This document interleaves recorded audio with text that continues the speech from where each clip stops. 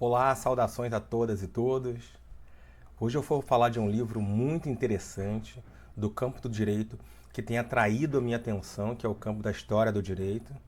Vou falar um pouco sobre controle de constitucionalidade, mas no seu aspecto histórico, e alguns mitos apontados por um autor brasileiro sobre a origem do controle de constitucionalidade no Brasil. O discurso predominante é aquele que aponta que o nosso controle de constitucionalidade surge nos idos de 1889, no contexto da Proclamação da República. Porém, na doutrina, encontramos pesquisas que vão apontar uma confusão entre controle de constitucionalidade e controle judicial da constitucionalidade. Não queremos dizer que a versão predominante esteja equivocada, mas seguindo o sentido que esse autor coloca, já vou dizer o nome dele, o desafio é oferecer uma contribuição para as razões que nos levaram ao controle judicial de constitucionalidade. Devemos resistir à ideia de que a nossa história não importa. Nosso conhecimento fica mais profundo quando nos aprofundamos nela e verificamos que as ideias colocadas hoje em circulação vieram de um lugar muito mais próximo do que imaginamos. A origem do controle de constitucionalidade no Brasil é atribuída a Rui Barbosa, grande jurista e pessoa marcada na história do Brasil. Alguns autores citam que o decreto 510, de 22 de junho de 1890, e o decreto 848, de 11 de outubro de 1890, já esboçavam previsão de controle judicial de constitucionalidade. Eu gosto de pontuar que sempre vale a pena suspeitar do surgimento de ideias criativas no âmbito de uma ciência tão burocrática e política quanto o direito. Mesmo em Marbury versus Madison, o controle não foi inventado num julgamento qualquer. Eram ideias que estavam sendo debatidas e já haviam decisões em outras instâncias naquele sentido.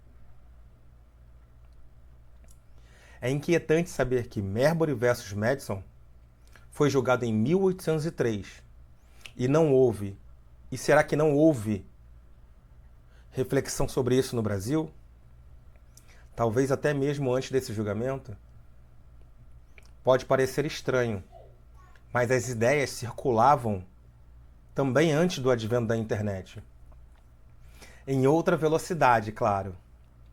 Não acredito que demoraria quase 90 anos para a ideia de controle judicial ser debatida no Brasil. Por isso, eu trago para vocês uma reflexão do livro, uma pesquisa da tese de doutorado do professor Marcelo Cassebe Continentino. O livro se chama História do Controle da Constitucionalidade das Leis no Brasil. Apenas para pontuar assim que esse livro, tantas coisas que esse livro traz, mas eu achei como curiosidade legal de trazer aqui que o autor cita 3 mitos relacionados a essa origem do controle de constitucionalidade no Brasil.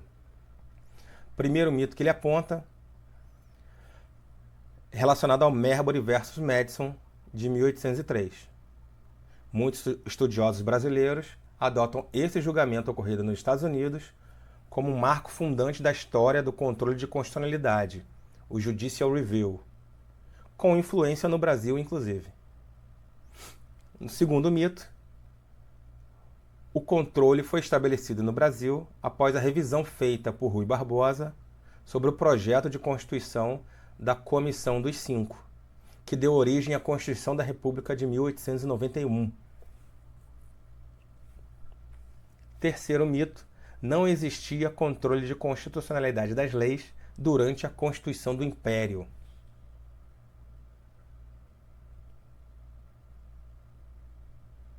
O professor Continentino estava, quando da sua tese, numa inquietação sobre a ideia de controle no Brasil. Ele nos revela que o projeto de 1823, relatado por Antônio Carlos Ribeiro de Andrada, trazia o artigo 266 com a seguinte redação: todas as leis existentes contrárias à letra e ao espírito da Constituição, são de nenhum vigor. O que é intrigante é a existência de um contexto voltado para Portugal.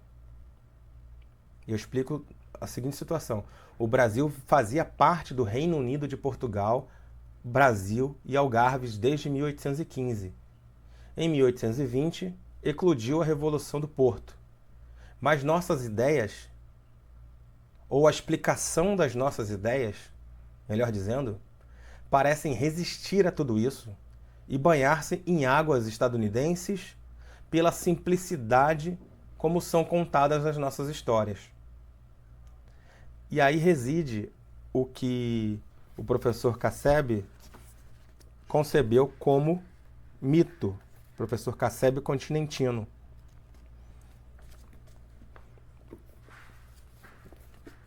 Abrindo aspas, professor, o sentido aqui admitido é aquele definido por Paulo Grossi, no qual o mito se compraz com uma explicação superficial da realidade que, embora detenha alguma plausibilidade de verdade, desonera o jurista ou expert de indagar mais a fundo as razões ou as causas a elas subjacentes. Então, ele fala de mito, aqueles 3 mitos que ele traz, sob esse sentido de Paulo Grossi. Uma explicação superficial, mas que se consolida na cultura de forma que deixamos de indagar profundidade em relação àquilo que está sendo explicado pelo mito. Então, paramos na história, em alguns mitos, e deixamos de descer a profundidade de uma história tão complexa quanto a brasileira mereceria dos estudiosos do direito no Brasil.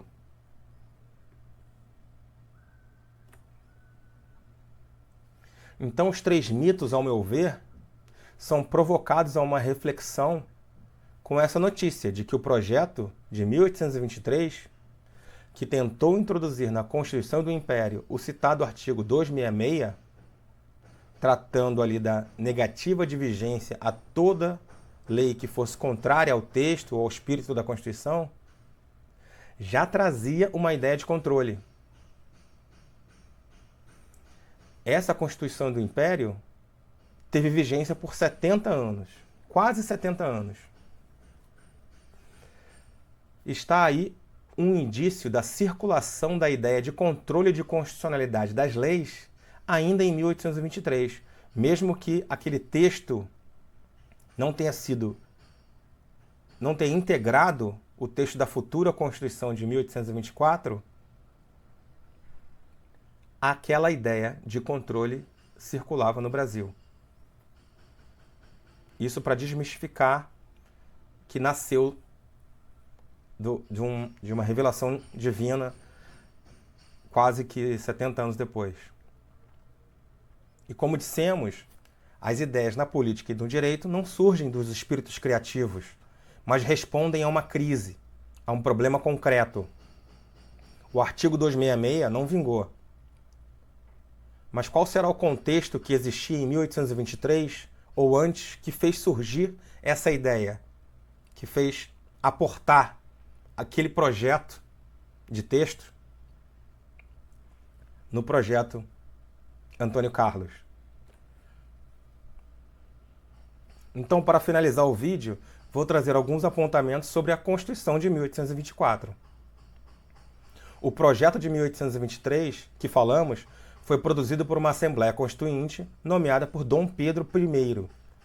Essa Assembleia Constituinte, naquele momento do Brasil, era influenciada por um profundo sentimento liberal, configurado por uma profunda contradição que era a escravidão, a questão da escravidão. Era um sentimento liberal com escravidão, uma grande contradição. O projeto do qual falamos ficou conhecido na história, como já até citamos, como Projeto Antônio Carlos. Dom Pedro I não ficou satisfeito com esse projeto, dissolveu a Assembleia em 12 de novembro de 1823 e, na sequência, delegou a função de elaborar um novo projeto a um outro grupo de integrantes batizado de Conselho de Estado, sob a liderança de José Joaquim Carneiro Campos, futuramente conhecido como Marquês de Caravelas. Então é isso, pessoal. Fica aí a indicação do livro do professor Marcelo Continentino, que vou deixar na descrição do vídeo. Um grande abraço para vocês. Até a próxima.